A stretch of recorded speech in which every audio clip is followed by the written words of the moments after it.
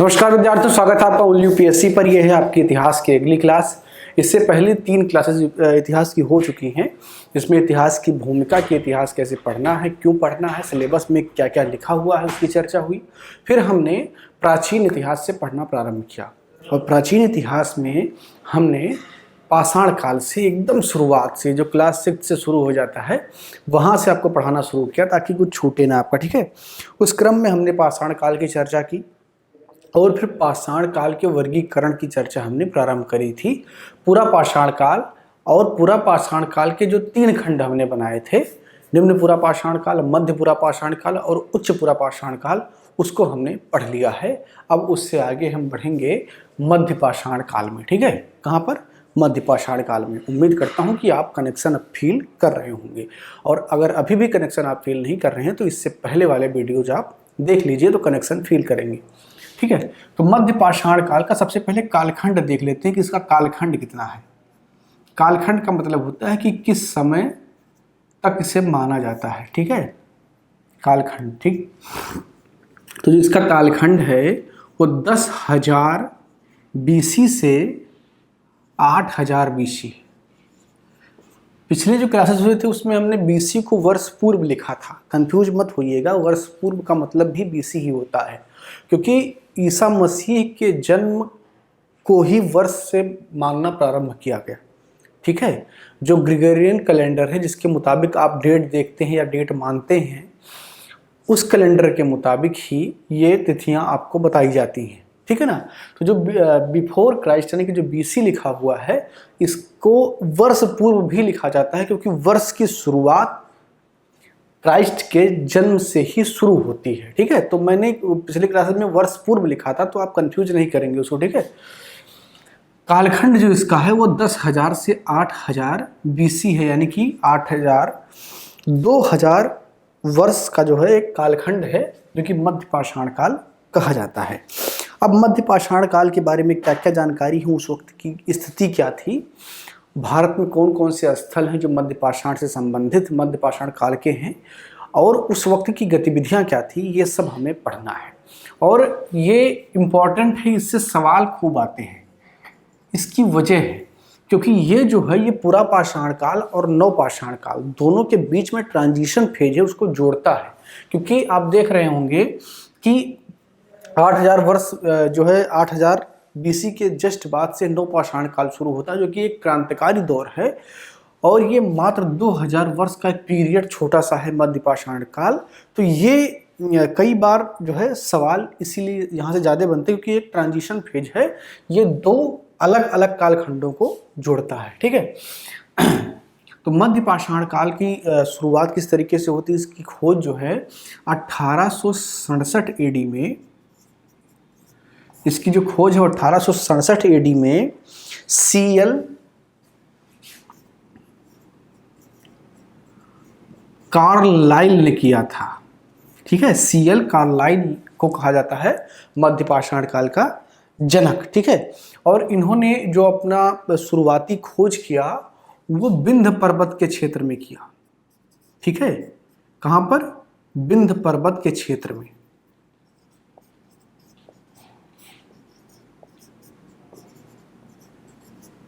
अब जो विंध्य पर्वत का क्षेत्र है, अगर आपने भूगोल में पढ़ा है तो उत्तर प्रदेश का जो दक्षिणतम बॉर्डर बनता है मध्य प्रदेश के साथ में, वो जो पूरा रेंज है वो विंध्यन रेंज ही है।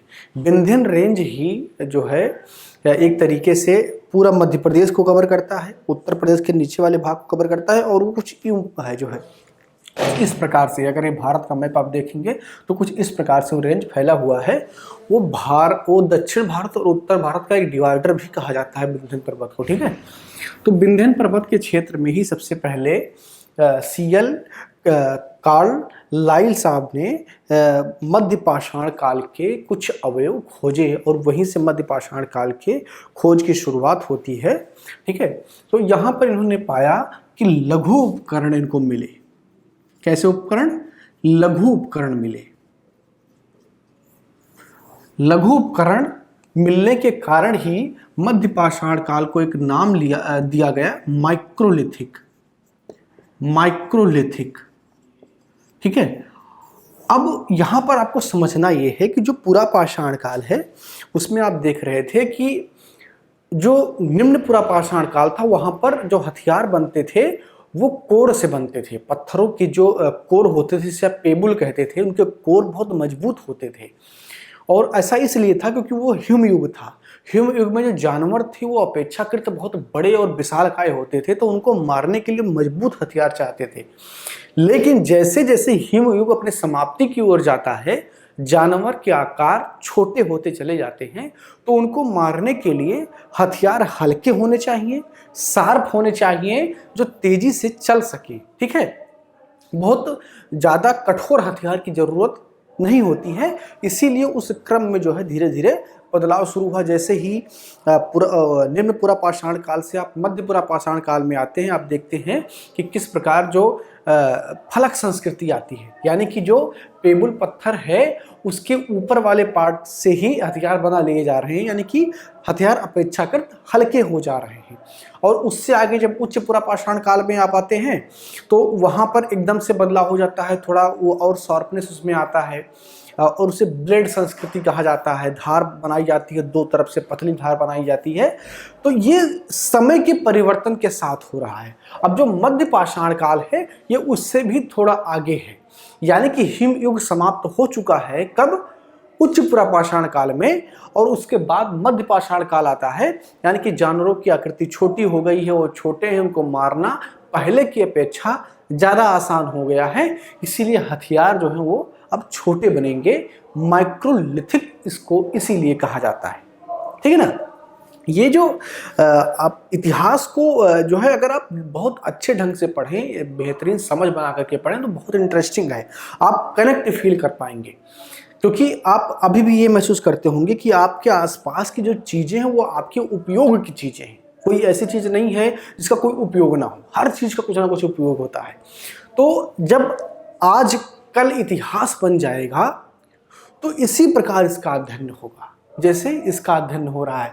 हम ये कह रहे हैं कि वो उनके आकार जो है हथियारों के आकार छोटे हुए, तो उसका रीज़न ये है कि जानवरों को मारने के लिए वो हथियार का प्रयोग करते थे। अब जानवर छोटे होने लगे तो वो छोटे हथियार बनाने लगे ताकि उसको शार्पनेस से वो चला सके। ठीक है ना। अब यहीं पर कई ऐसी चीज़ें निकल करके आती हैं जो मध्य पाषाण काल को एकदम से अलग बनाती हैं। जैसे उपकरण जो हुए, जो उपकरण प्रयोग हुए उनका जो आकार है, इसमें जो महत्वपूर्ण 3 उपकरण आए वो एक तो त्रिभुज के आकार का, ठीक है, त्रिभुज के आकार का। और ऐसे उपकरण ये क्यों बना रहे हैं? ऐसे उपकरण ये इसलिए बना रहे हैं क्योंकि ये फेंक के जानवरों को मारते थे। कैसे? फेंक के मारते थे। और जब फेंक के मारेंगे, कोई कोना अगर इसमें से लग गया जानवर को तो जानवर मर जाएगा और वो आसानी से उसको ला पाएंगे और उसे यूज कर पाएंगे, उसका भक्षण कर पाएंगे। ठीक है। इसके अलावा ये तो त्रिभुज हो गया, समलंब के आकृति का भी वो जो है हथियार बनाते थे, क्योंकि इसमें भी कोने होते थे, ये कोने, और इसको बहुत शार्प करके बनाते थे ताकि अगर कोई भी कोना जा करके लग जाए तो जानवर मर जाए, क्योंकि मुख्य भोजन उनका वही था। कृषि तो अभी प्रारंभ नहीं हुई, कृषि आपकी प्रारंभ होगी नवपाषाण काल में। हम उससे पहले की भी बात कर रहे हैं, यानी कि कृषि है ही नहीं। और जो मानव है वो यायावार है, बंजारा है, घूमता रहता है इधर उधर, कहीं उसका स्थान नहीं है। जहाँ जानवर मिल गया उसको मार के खा लिया और कंदमूल खा लिया, यही इनका भोजन है। ठीक है। इसके अलावा एक नवचंद्रा आकार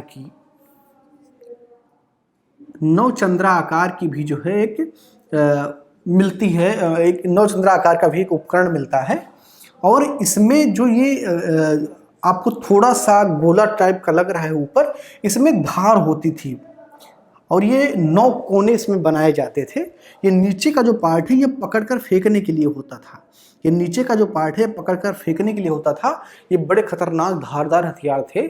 जैसे ही किसी जानवर पर पड़ते थे वो जानवर गिर जाते थे और उसके बाद में उसके ऊपर हमला करके मारकर खा लेते थे। नौचंद्राकार। ठीक है।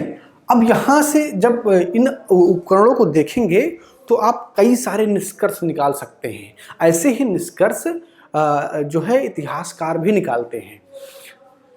कैसे निष्कर्ष निकालेंगे? इसको देख करके आपको लग रहा है कि ये वो हथियार है जिन्हें आप खींच के मारते हैं। ठीक है, ऐसे मारते, खींच के मारते हैं, यानी कि दूर कोई जानवर है और आप जानवर और आपके बीच में दूरी है, आप वहां से मारते हैं, जाकर के उसको लगता है जानवर मर जाता है। ठीक है, इससे पहले के जो पीरियड थे उच्च पुरा पाषाण काल में मानव इस प्रकार फेंक के नहीं मारता था, क्योंकि वहां पर हम तोड़ से हथियार बनाते थे। हम मतलब हमारे पूर्वज जो थे तो वो बहुत भारी होते थे, उनको दूर से उस तरीके से नहीं चला सकते थे, उनको नज़दीक से मारना होता था। और कई बार इंसान इस तरीके से जानवरों को मारता था कि जानवर, अगर पत्थर के नीचे से जानवर गुजर रहे हैं तो ऊपर से पत्थर ढकेल दिए, बड़ा सा जानवर दब करके मर गया, उसको खा लिए वो लोग। तो ये टेक्निक उनका होता था। लेकिन मध्य पाषाण काल में उपकरण छोटे बनाए गए, तो यहाँ पर प्रक्षेपास्त्र की तकनीकी जो है, प्रक्षेपास्त्र की तकनीकी, ठीक है, प्रक्षेपास्त्र की तकनीकी विकसित हुई। आपने पढ़ा होगा भौतिक विज्ञान में कि जो है प्रक्षेपण क्या होता है। जब किसी चीज को आप उठा करके फेंकते हैं, वो एक ऊंचाई की जाने के बाद में दूर जाकर के गिरता है, तो ये क्या है, ये प्रक्षेपास्त्र तकनीकी है।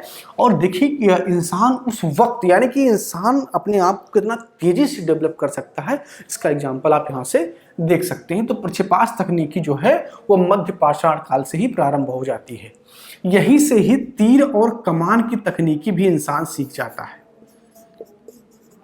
तीर और कमान, तीर और कमान की संस्कृति या उसका विकास यहीं से होता है, मध्य पाषाण काल से ही।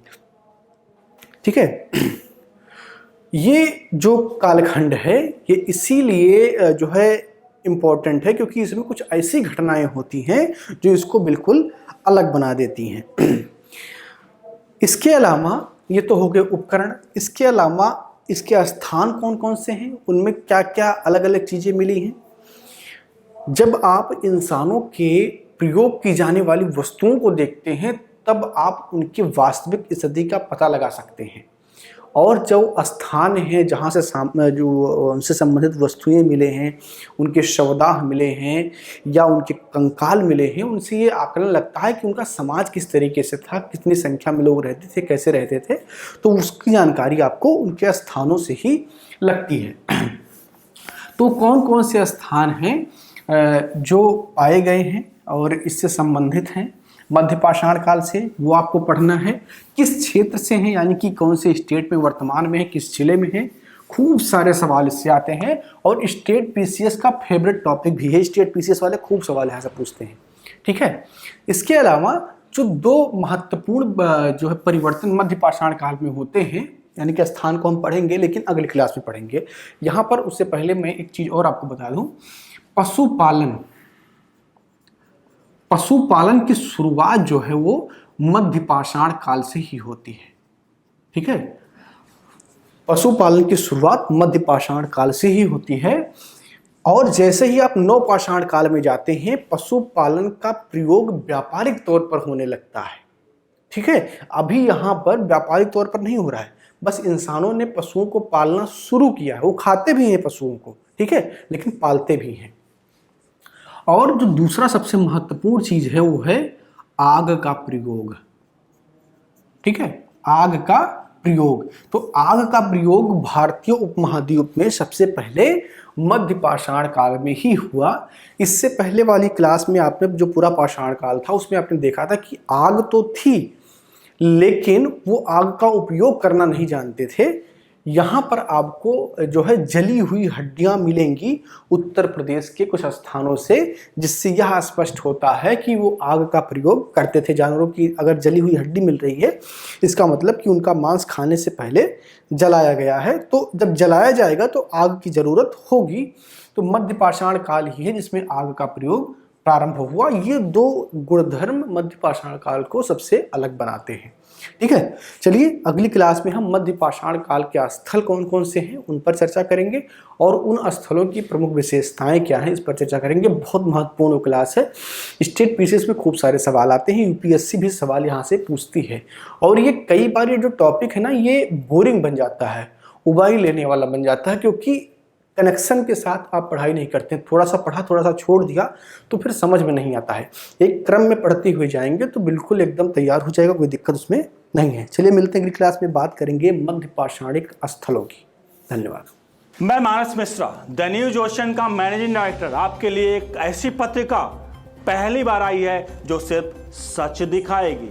कृषि कानूनों पर मचा है घमासान, हो रही हैं मनगढ़ंत बातें। मैं अंकित मिश्रा, पढ़िए मेरा आर्टिकल इस मैगजीन में फैक्ट के साथ। यूपीएससी के एस्पायरेंट समझे हर मुद्दों को गहराई में जाकर के। इस नए लेख में आपको मिलेगा नए संसद भवन के निर्माण से संबंधित सारी जानकारी। मैं विशाल यादव, अब तक आप लोगों ने हमें टीवी पे देखा, लेकिन अब हमारे लेख आपको दिखेंगे इस मैगजीन में। मैं Ranjit Prasad, reporter the news ocean. हम आपको दिखाएंगे किसान आंदोलन के बीच में जिहादी कांड। सब्सक्राइब करें द न्यूज ओशियन, खबरों का समंदर।